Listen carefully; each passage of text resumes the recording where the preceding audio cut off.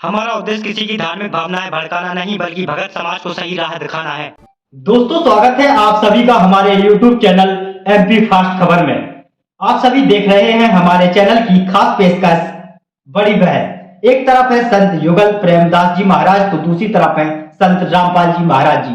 आज की इस बड़ी बहस में जानेंगे कि क्या श्री कृष्ण जी ही पूर्ण परमात्मा है, क्या इनसे बड़ा कोई भगवान नहीं है। त्रिलोकी कहे जाने वाले तथा विष्णु जी के अवतार माने जाने वाले श्री कृष्ण जी से भी बड़ी कोई शक्ति है क्या, क्या इनसे भी बड़ा कोई भगवान है। आज हम इसी सवाल को विस्तार पूर्वक क्लियर करने के लिए आप सबके बीच दो संतों के आध्यात्मिक विचार रखने वाले हैं। तो एक तरफ है संत युगल प्रेमदास जी, तो दूसरी तरफ है संत रामपाल जी महाराज जी। आइए वीडियो शुरू करते हैं और सुनते हैं सबसे पहले विचार संत युगल प्रेमदास जी के।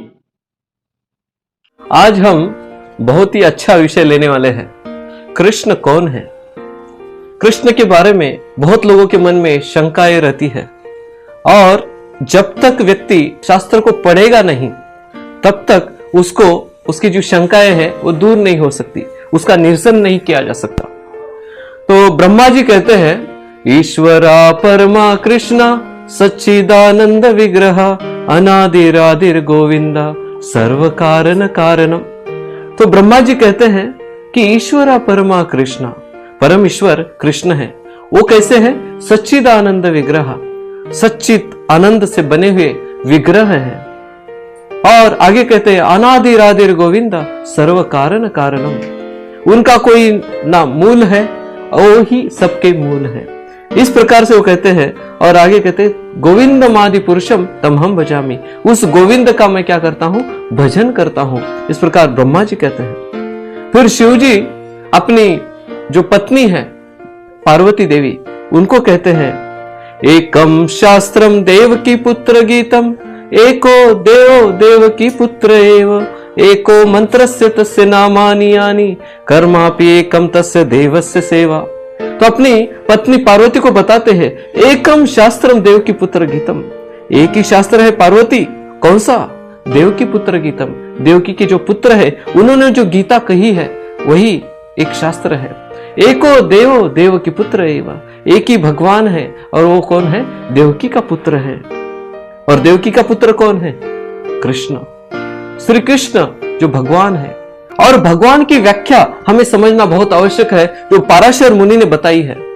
वो कहते हैं कि जिनके अंदर 6 ऐश्वर्य होते हैं उनको ही हम केवल भगवान कहते हैं। भग का अर्थ होता है भगवान, भग मतलब ऐश्वर्य।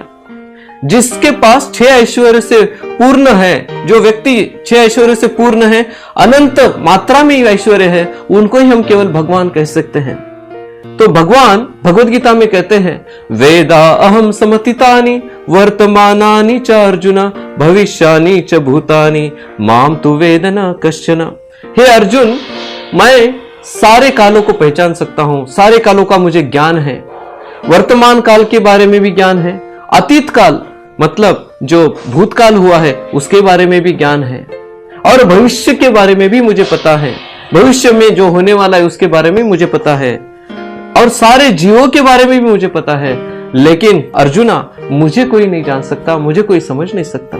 तो यहां पर कृष्ण बताना चाहते हैं कि पूर्ण ज्ञान उनके पास है। तो कृष्ण जो प्रसिद्ध है पूरे ब्रह्मांड में, इसी ब्रह्मांड में नहीं तो अनंत कोटि जितने भी ब्रह्मांड है उसमें भी कृष्ण के बारे में जाना जा सकता है, वहां पर भी प्रसिद्ध है। कृष्ण केवल पृथ्वी पर ही प्रसिद्ध नहीं है, तो ब्रह्मलोक से लेके नीचे पाताल तक सब जगह पर प्रसिद्ध है। उनको हर व्यक्ति पहचानता है, हर जीव पहचानता है। तो ये हो गया प्रसिद्धि। फिर बाद में आता है ताकत, स्ट्रेंथ, बल, शक्ति। कृष्ण भगवान ने जब अपना जो ताकत जो है, बल है, वो अपने बचपन से ही उन्होंने दिखाना चालू किया था। जो अनंत बल है, अनंत शक्ति है। कृष्ण ने जो गोवर्धन पर्वत उठाया था, अपनी जो बाएं हाथ की जो उंगली है जिसको कनिष्ठिका कहते हैं, के ऊपर उठाया था, और जो कोई ये कार्य कर नहीं सकता। तो अनंत शक्ति कृष्ण के अंदर है। दोस्तों, अभी आप सभी ने सुने संत युगल प्रेमदास जी महाराज जी के विचार। आइए आप जानते हैं संत रामपाल जी महाराज जी के विचार। आत्माओं जी, जो गुरु लोग हमें ये शिक्षा देते थे और ये कथा सुनाते थे, श्री कृष्ण जी ने गोवर्धन उठाया और फिर वो इन्हों कहते थे देवी देवताओं की पूजा करो, श्राद्ध निकालो। अरे भले आदमी हो, श्री कृष्ण जी ने तो देवताओं की पूजा छुटवाई थी, तुम दर्द कर रहे हो, उनके विपरीत ज्ञान दे रहे हो, गुण गा रहे हो श्री कृष्ण के, और तुम इसको भगवान बता रहे हो। परमात्मा कहा करते थे कि केवल एक इस लीला को, इस लीला से ही तुमने उसको भगवान मान लिया, ये तुम्हारी ना समझी है, बालक बुद्धि है कि ये कंप्लीट गॉड मान लिया तुमने, गोवर्धन उठा लिया था। क्या बताते हैं परमात्मा, कहते हैं गोवर्धन श्री कृष्ण धारो और द्रोणोगिरी हनुमंत, शेष नाग सब सृष्टि उठारा, इनमें कौन भगवंत।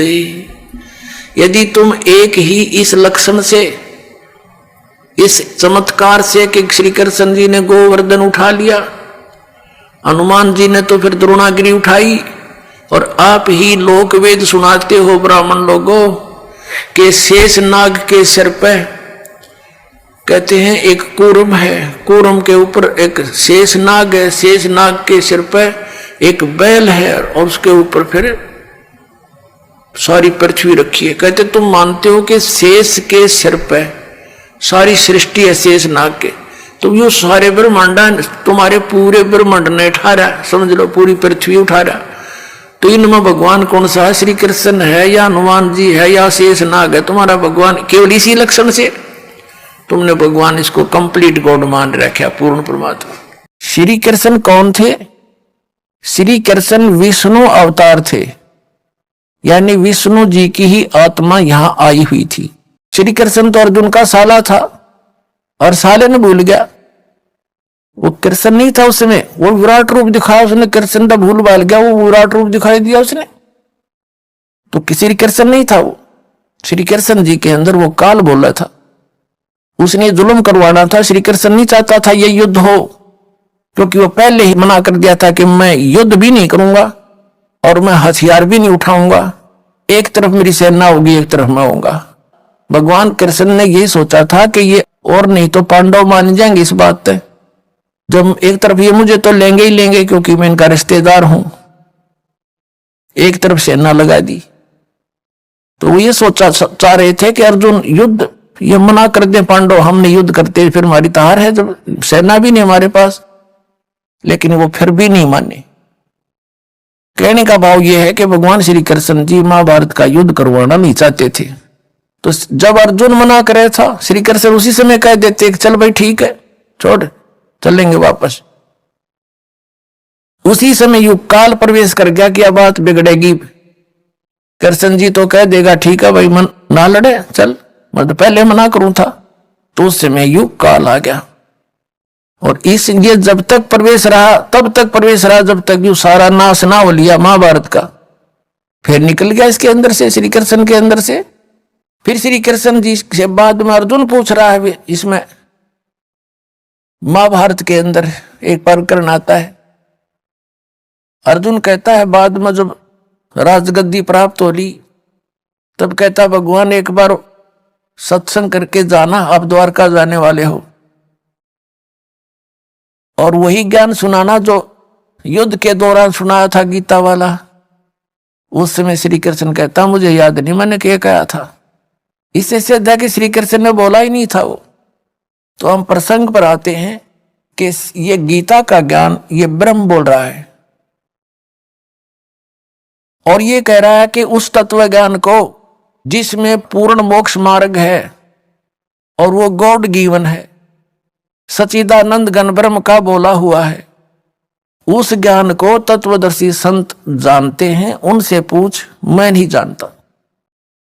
यहां गीता जी के अध्याय नंबर 4 के श्लोक नंबर 32 में अनुवादकर्ताओं ने थोड़ी सी त्रुटि कर दी, क्योंकि जहां इनकी बुद्धि काम करना बंद करेगी इन्होंने अनर्थ कर दिए अर्थों के। यहां ब्रह्मण्य शब्द है, ब्रह्मण्य मुखे मूल पाठ में, तो इन अनुवादकर्ताओं ने ब्रह्मण्य मुखे का अर्थ कर दिया वेद की वाणी।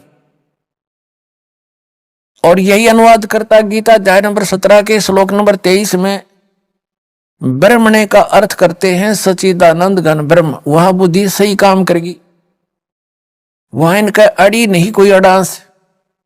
उसमें लिखा 17वें अध्याय के 23वें श्लोक में कि ओम तत्सत इति निर्देश ब्रह्मण तिर्विध समर्थ। ब्राह्मणा तेन वेदा च यगा च विहिता पुरा।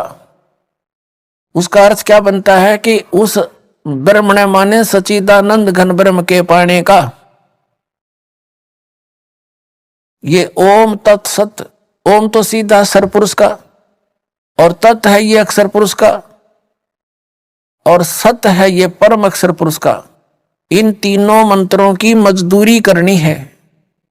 ये हमारे साधना के इंस्ट्रूमेंट है।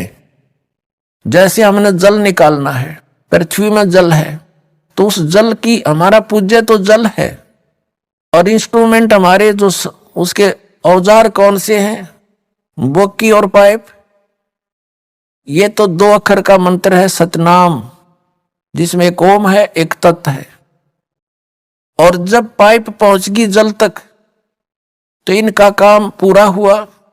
फिर इसके ऊपर हैंडपंप लगाना पड़ेगा। जब वो जल मिलेगा तो सारनाम जो है वो सत, जिसमें इसमें सत नाम से बोला गया है ओम तत्सत में, ये 3 मंत्र हैं।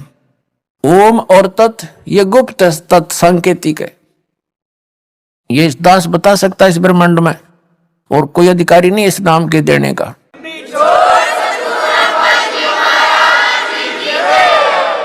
ये दोनों मिलकर 2 अक्षर का सतनाम हो गया। जो समझ लो बोकी, श्वास उश्वास की बोकी लगानी है। और फिर सत है, ये सार शब्द की तरफ संकेत है। वो मंत्र न्यारा है, ये दास देगा। वो समझ लो हैंडपंप का ऊपर की मशीन। अकेले सतनाम से मोक्ष नहीं, और सतनाम के बिना सार नाम की कीमत नहीं, वो काम नहीं कर सकता। जैसे बोकी लगाकर पाइप जल तक पहुंचा दी तो फिर हैंडपंप लगाया जाता है। वो सार नाम समझ लो, सार शब्द, उस हैंडपंप को भी चलाना पड़ता है, तब वो वांछित वस्तु मिलती है। तो हमने सतलोक जाना है, परम अक्षर ब्रह्म की प्राप्ति करनी है, उस स्थान पर जाना है जहां जाकर फिर वापस कभी नहीं आते। उसके लिए 3 मंत्र के जाप का विशेष योगदान है। ओम तत्सत इति निर्देश है ब्रह्मण तिर्विध समर्थ है। वो सच्चिदानंद घन ब्रह्म का, उसके पाने का, इस 3 मंत्र के साधना का, जाप का, सिमरण का निर्देश है। निर्देश मीन डायरेक्शन, फाइनल फैसला, नथिंग एल्स। इसके अतिरिक्त और कोई मंत्र नहीं। निर्देश का ये सीधा अर्थ होता है। तो कहने का भाव यह है कि वहां इन्होंने ब्रह्मण्य का अर्थ सच्चिदानंद घन ब्रह्म कर दिया, सही कर दिया। और वही ब्रह्मण्य अर्थ है 4थे अध्याय के 32वें श्लोक में। या इनकी बुद्धि फिसल गई कि इनको ज्ञान नहीं था, और जिस कारण से इन्होंने अर्थों के अनर्थ कर दिए, कथाएं घुमा दी। जैसे गीता अध्याय नंबर 7 के श्लोक नंबर 18 में अनुत्तम शब्द है, अनुत्तमम यानी कति घटिया, उसका अति उत्तम बढ़ा दिया इन्होंने। बताओ, 4ठी कक्षा के बच्चे ने पूछ ले, उत्तम माने श्रेष्ठ, अनुत्तम माने अश्रेष्ठ।